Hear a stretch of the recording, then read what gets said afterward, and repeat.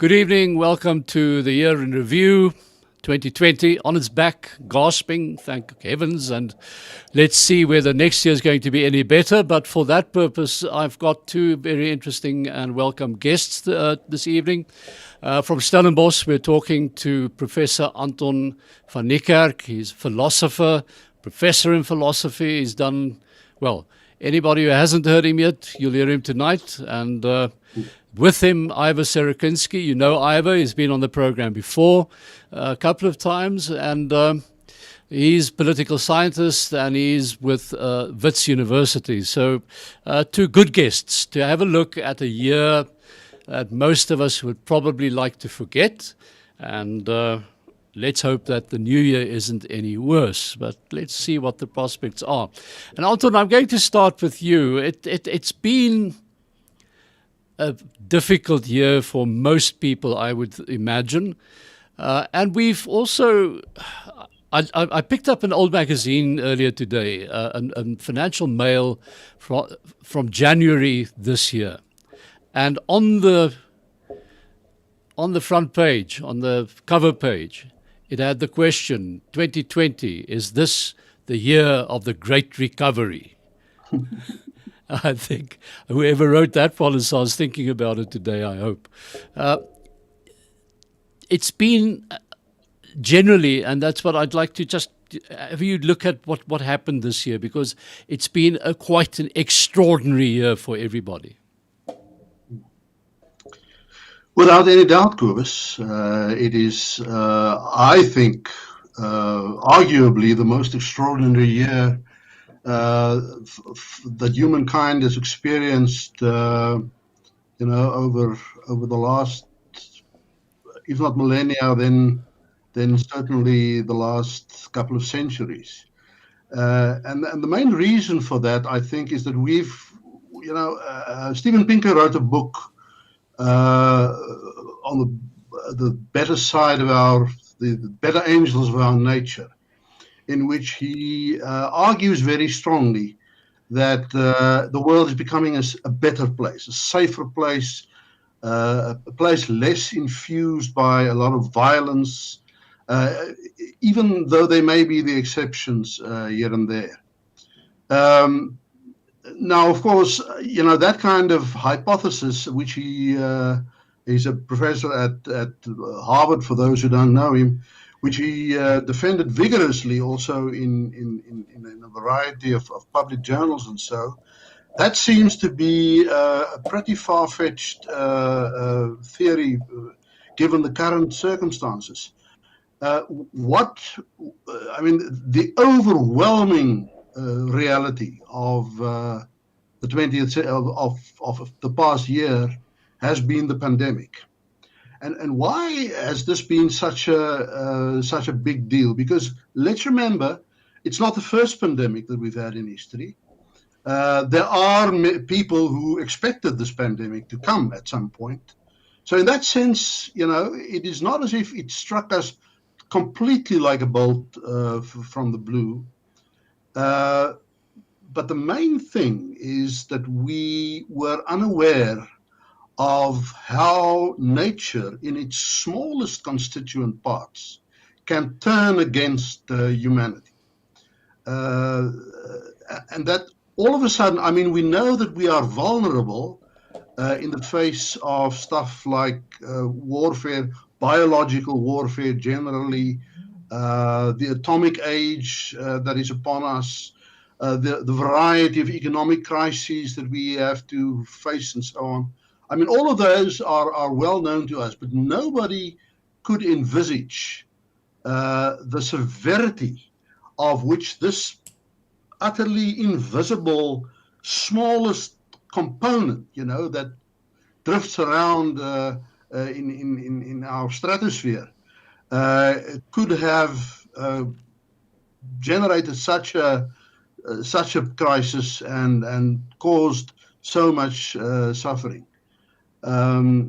So in that sense, it was a most extraordinary year. I think it demonstrates two things. On the one hand, the fact that we have power, the response that we are seeing up to this very moment in terms of the research done on vaccines and so on, it emphasizes, that on the one hand we can do a lot of things in the world, and yet at the same time we are vulnerable. We are vulnerable to an extent that we do not always realize. And if I may make one philosophical point, I would say that constitutes what I like to call a dialectic at the bottom of our human identity, a dialectic of, on the one hand, power and abilities, and on the other hand, impotence and vulnerability. And that is the story of human existence. That is the story of human existence. Within that dialectic, we have to make things work. And Ivor, if one looks at that, it's also the type of phenomenon, if I can call it that, the way that Anton now described it, which invariably will lead to exposing various fault lines in a community. Would you say that's right? Was that your experience? Yes, very much so. And to follow on from the themes that Anton has introduced, and I think they're very valuable and powerful, is the metaphor, the image of the flap of a butterfly's wings on one side of the globe can cause a climate change on another. And that's the whole idea of catastrophe theory. And small things can have massive implications and effects and consequences. And I think that's what we're seeing with this pandemic, with COVID-19, the virus. And what it's done around the world, not just in South Africa, every single fault line that existed in society, inequality, identity, race, geography, rural, urban, all those fault lines have been blown out into the open. Whatever we weren't aware of in terms of the limitations and the weaknesses and challenges in our society has been pushed right in front of our faces as a result of this, in a way that we can't ignore it. And in a way, maybe that's the silver lining of the cloud, in that it's helped us identify all the things that need to be done to make society better, in a way, for everyone who is a member of society. We can't say we didn't know now. It's all in our face. And it's whether we have the will, the resources, the ability to respond in this complexity to come out of this better than when we got into it. And maybe that's the big challenge, is to find a way out so that we can go forward rather than regress before we can get even again or even progress. So the whole idea here of progress being linear, a strong theme in the Enlightenment philosophical approach, has been turned on its head. And the whole idea of unexpected, contingent, open-ended processes, that 3 steps back, maybe 1 step forward, this open-endedness of history, I think, has been brought to our attention quite starkly by COVID-19. And Anton, to carry on from what Ivor just said, how do we go about, what's the country going to have to do, the world actually, but let's focus on South Africa, where we've seen all sorts of things, where tensions were heightened by the COVID phenomenon, but certainly they were there beforehand in many ways.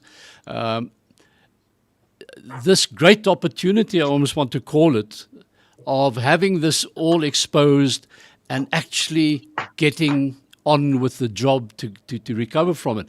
But there are many things that need, many prerequisites, I would imagine, to do this successfully, because one of the things I'm just thinking of is the quality of government, for example, that you're going to need to get everybody to pull together. Yeah, most certainly. I mean, we've seen, to use Ivor's term, the fault lines blown open. There's no issue about it, and we are we are living in a dangerous world. I mean, this is the one thing I think that we must realize.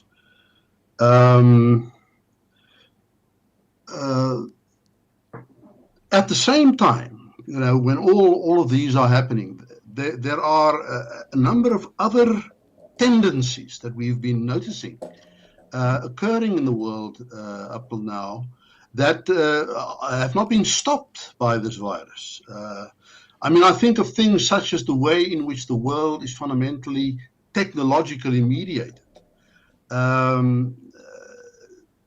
That has now occurred at a level that boggles the mind. Certainly for an older academic like myself, who, for instance, now had to start doing things online that he's never heard in his life of before. The world is technologically mediated. The fortunate thing is that the young generation seem to cope with that considerably easier than the rest of us. But there are also complexities involved there. I think, for instance, of the force of social media, which I don't participate a lot in, and I wouldn't say that I understand it, but it remains for me a complete mystery how one can choose to live your life in public in the way in which, say, participants in Facebook are living their lives. My generation, it was completely unthinkable that you would do that kind of thing, that you would live in that kind of public way. And maybe the explanation simply is the fact, that we do it because we can, because technology makes it so easy and so on. But I'm not entirely persuaded of that. I wonder whether there isn't something deeper, there isn't something deeper. And to get back then to your original question, yes, the fact of the matter is a new dialogue is opening up. I personally was, at the beginning of lockdown, horribly irritated by the politicians and by the ease with which they simply swung into this new role of, making dramatic speeches every 3-4 weeks, and in the process giving out instructions, that have huge implications, particularly on the economic front for people's lives. I was one of a number of commentators in the media who protested very heavily against this, because I think it shows, on the one hand, the ease with which power can be usurped and can become accustomed to, and that we should be aware of that, and we should be careful of that. I think it alerts us to take these things much more seriously than in the past. I think what we also learned in the course of all this, Ivor, is that indeed human beings overall are social animals, and they really, I think most of us, I wouldn't call it suffering, because there are various ways of suffering, but it was difficult for most people, I think. It was a hard sentence almost to be closed up in your house and you're not allowed to go anywhere except behind a mask and quickly to a shop or something and then back home again. And I think for most people that became a serious challenge, and something that probably would have to be considered more carefully if such a step needs to be taken again. Very much so. We've focused on the lockdown in terms of stopping the virus, but the lockdown has other social implications, and that is that it's limited people's ability and opportunity to engage face-to-face directly in public, in conversation. And the psychological issues there will come through in time.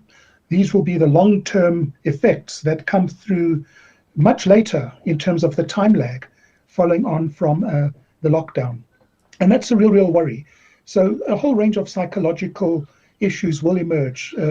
Incidents of depression, alienation, people feeling out of sync with community.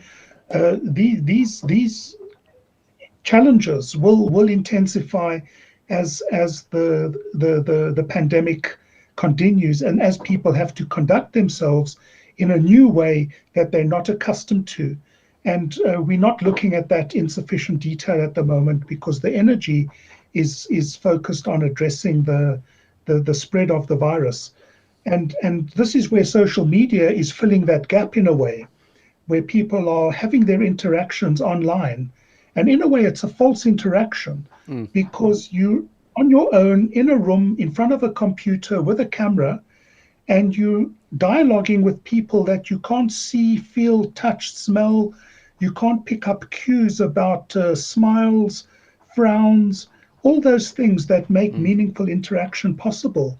And I'm very worried about that in terms of what this means for how we engage ourselves sometime in the future, when it becomes possible to move around freely. Should the vaccine rollout be effective, and should it allow us to start to resume our proper social lives? And I see this teaching online. In my view, it's a poor substitute for face-to-face. You say things, you explain things, you don't get feedback. So you end up saying the same thing again and again in the hope that you get it across. And that distorts and complicates and makes the conversation for the presenter as well as the recipients unsatisfactory. And I suspect that problem occurs in the broader social realm too. Well, that begs the question, Anton. If this is true, and I have no doubt that it is, the other thing that's come to the fore during this pandemic is exactly that. Because of technology, a lot of companies have now realized that their people can actually work from home and do it quite comfortably. And as a result, I understand that quite a few banks are already in the process of looking at getting rid of buildings, cutting down on all that. So it's a bad news for the property market. But I'm wondering to what extent it's bad news for staff in the longer run. If that social interaction that you also get at the office and in an office building or environment and so on now goes by the by because you're going to be working from home, whether that won't also have certain social implications in the long run. Yeah, no, I agree with you fully on that, Kobus. Let me just take one step back about the point that Ivor made about teaching online. I'm also pretty skeptical of that, particularly in a subject such as my own, which is philosophy. You know, philosophy started functioning in the Western society because of the work of this character called Socrates. And Socrates was par excellence the individual who moved on the marketplace in Athens and engaged people in conversation, in dialogue. And conversation and dialogue is absolutely not something that can only, be successfully done simply because you are hearing what someone else is saying. I mean, body language, bodily reactions, these kinds of things, they play an enormous role.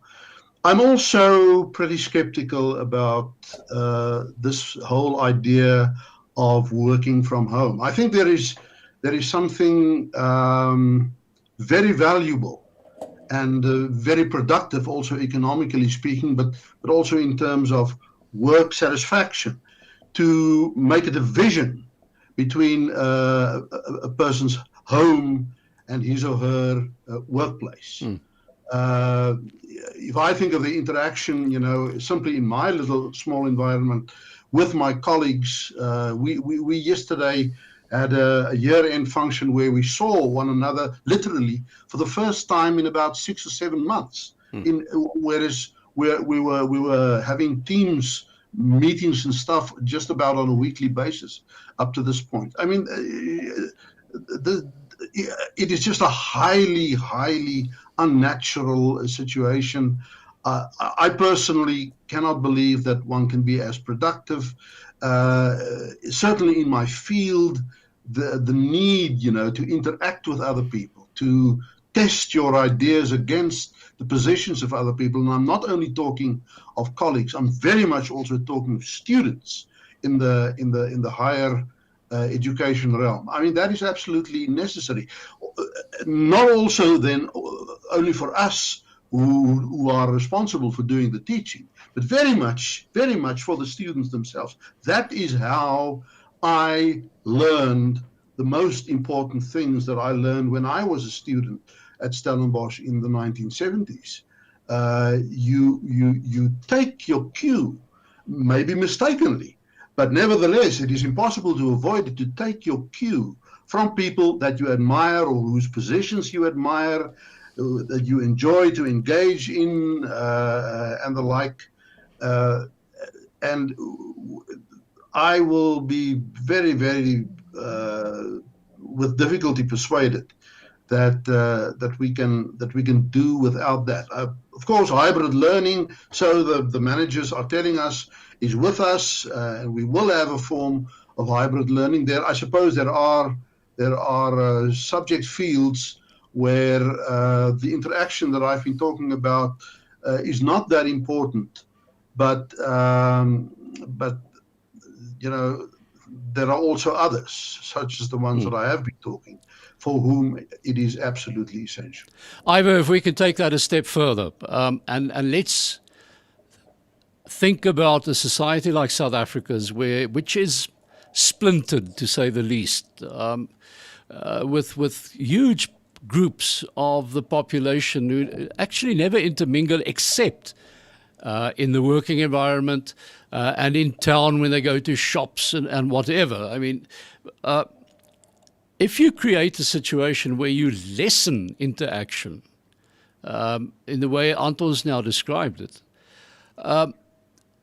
how do you affect the future of the country? Because aren't we making it easier for people to be antagonistic and anti something, because they don't experience it, they don't see it, they only get the negative feedback. And surely in the long run, in a country like South Africa that needs to actually form one community, we're going the wrong way if we do that. Indeed, I agree with that. It's engaging in work, in environments, in social spaces, and social spaces include shopping centers, where you engage other people and you have engagements. They might be short, they might be flitting, but you engage others and you see other experiences of other people, and you broaden your horizon in terms of the society of which you're a part.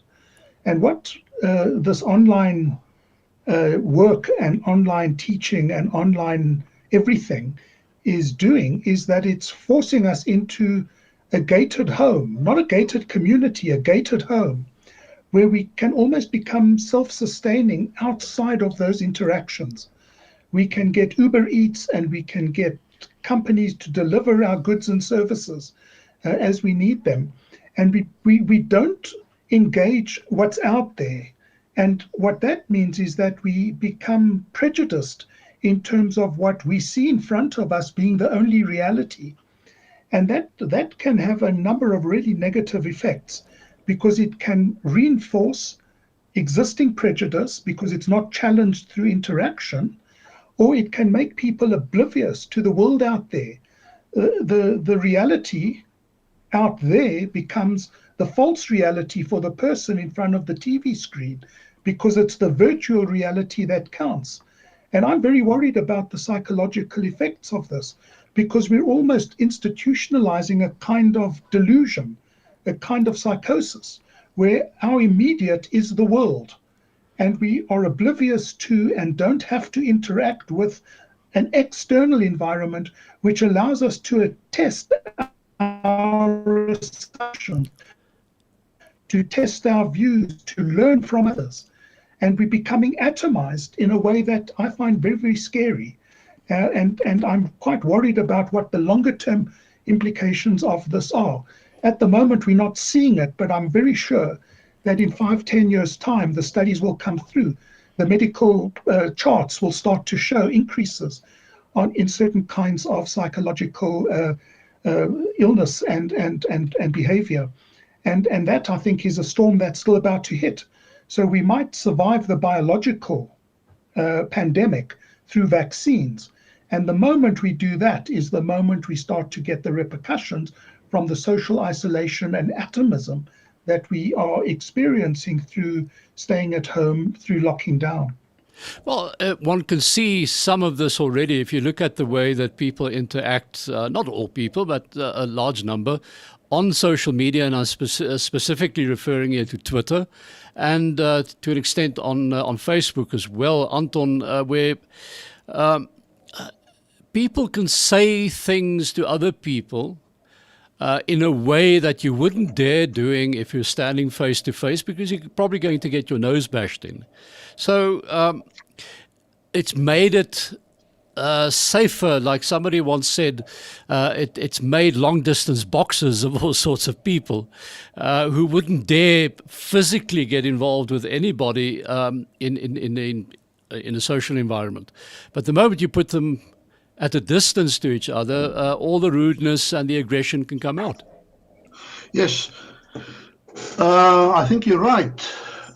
This is a newfound freedom. We can say whatever we want, and it is not accompanied by a sense of responsibility, which in a country such as the one in which we find ourselves is a highly necessary thing. But let me just, to get back to some of the things that Ivor was saying, on the one hand, we have, and I agree with him, we have this tendency of atomism, of people becoming completely alienated from others, staring at screens for the whole day, and in that sense losing touch with reality, as was suggested. There is, of course, another recourse that we are seeing, particularly in the world where I come from intellectually, and that is this tendency, particularly amongst right-wing leaning intellectuals and academics, of what they call community politics. We need a rebirth of community politics, and that simply means turning your back on the reality, which is current day South Africa, and aspiring to a situation where you say, we few, whether we be white or Afrikaans speaking or whatever, I mean, we will look after each other. It's all good and well, and nobody has any complaints against the idea, say, of doing some community work in terms of healing or repairing roads and this, that, and the other. But the moment that tumbles over into a situation where you only pledge loyalty towards the political community that looks the way that you look and that acts in the way that you would like them to, and you start ignoring the broader society out there, then I also have my concerns. We are seeing it at the moment. I don't know how familiar you guys are with this, but in this debate in the Western Cape currently about the need for independence for the Western Cape, which I think is such a far-fetched, totally unconnected with reality idea. But I mean, people are pursuing those kinds of images, and I think we're going to run into trouble on that front as well.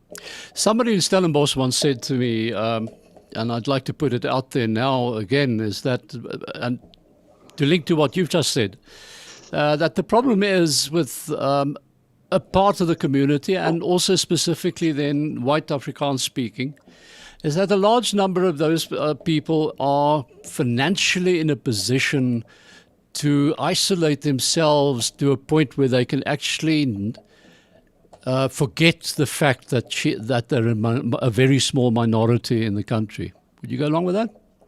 I think that that is a distinct possibility.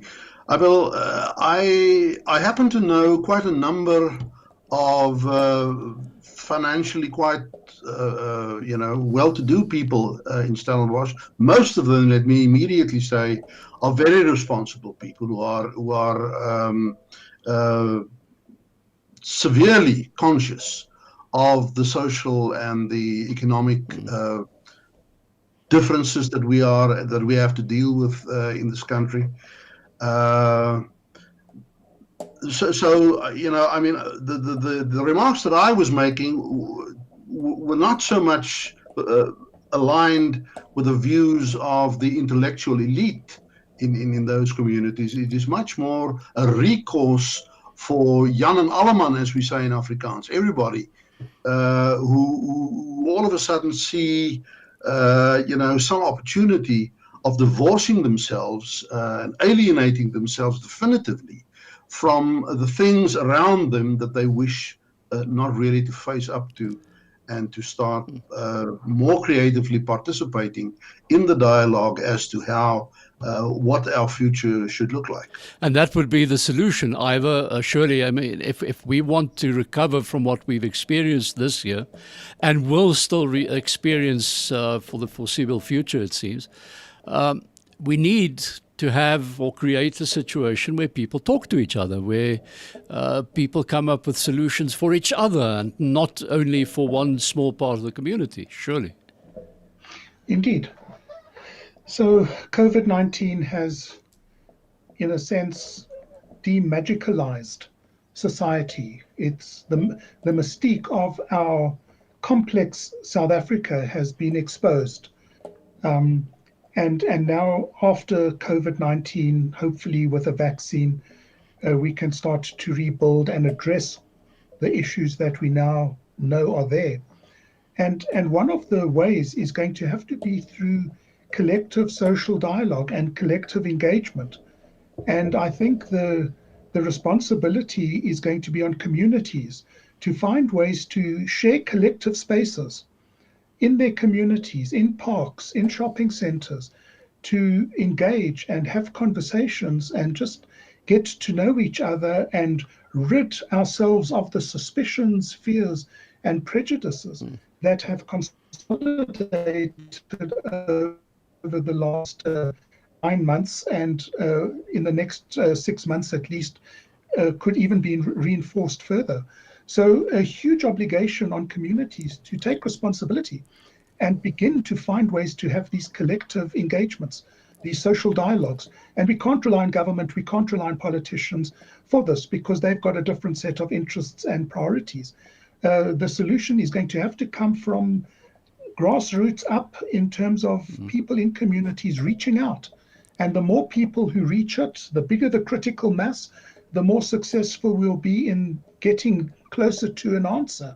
If we don't get that critical mass of grassroots reaching out, the problems that are in front of us are going to get worse. So it could go either way. There are no guarantees one way or the other. You call up a picture in my mind with this description, Anton, of Ivor's description of how people should start talking to each other. It calls up a picture suddenly for me of the philosopher on the village square in the old times and in Greek times. And we need more of that, I think. That's the challenge, isn't it? To get people together, get the wise men of the society. And I'm not talking about academics necessarily or whatever, but get the solid leaders of the area, the grassroots leaders in all the communities together to start talking to their people and to get everybody together to discuss. Yeah. The remarkable thing that, I mean, you know, the Greek Enlightenment to which you are referring, and I always also referred to earlier, Socrates and Plato and Aristotle and those people, it is still not an entirely well explained fact as to exactly why they arrived on the scene, but what they did and why they therefore attracted so much attention, that is clear. I mean, first of all, it concerned over and against the sophists, not playing intellectual games with people, but challenging people on independent insights from a theoretical perspective and in a rational way. That means, you know, willing to not just shout from the rooftops, as it were, your positions. And I mean, this is the Malema model. You make as much noise as possible, and take it that you will be taken seriously on the basis of that. Of course, that's absolutely not how it can work. If I may make a kind of a footnote to this, Kobus, I mean, you know, things look not very bright at the moment in terms of the future. At the same time, we have capacities as human beings that are absolutely unique on this planet in which we find ourselves, and that we ought, I think, to utilize much more. I mean, our most important trait as a species is language. And if you read people like Harari and Steven Pinker and all these theoreticians about the question, what is it that eventually made our species such a success? If you think that, you know, 2-3 million years ago, we were one band of apes who ran around and were chased and hunted by the other apes on a very similar basis that is happening today. What made the difference? The fundamental thing that made the difference in our case is that we discovered the power and the force of language. Language also, and what made language so successful was not so much the fact that it facilitated communication or simplified communication. Of course, that also played a very important part. But the most powerful thing of language is the fact that it is an instrument of social organization, that it enabled members of the species to organize themselves over demonstrable distances as well, particularly when the writing function was made part of language and so on, and in that sense enabled them to organize themselves in a prudent way. In principle, what has to happen to us in the post-COVID dimension is exactly this, to anew rediscover the force, the power, the potential, and the possible results of a prudent way of utilizing language. Ivor, I'm going to close off with you, and I want to carry on from what Anton just said. To do what Anton described now, the utilization of language for the greater good of everybody. The challenge is going to be also that we need to start that at school level, where we have surprisingly little of that in most schools, I would imagine. So that's the challenge also, because the generation that really will have to finish off fixing what happened in this past year, and that's still going to be happening in the year ahead. That generation's at school now, I would imagine. Ivor, you go along with that? No, I agree. So what we're now seeing is so many of the challenges in our education system. We know what we have to do to address them. Whether we will or we won't succeed in that is for the future. But a language of inclusion in terms of creating social bonds again is fundamentally important.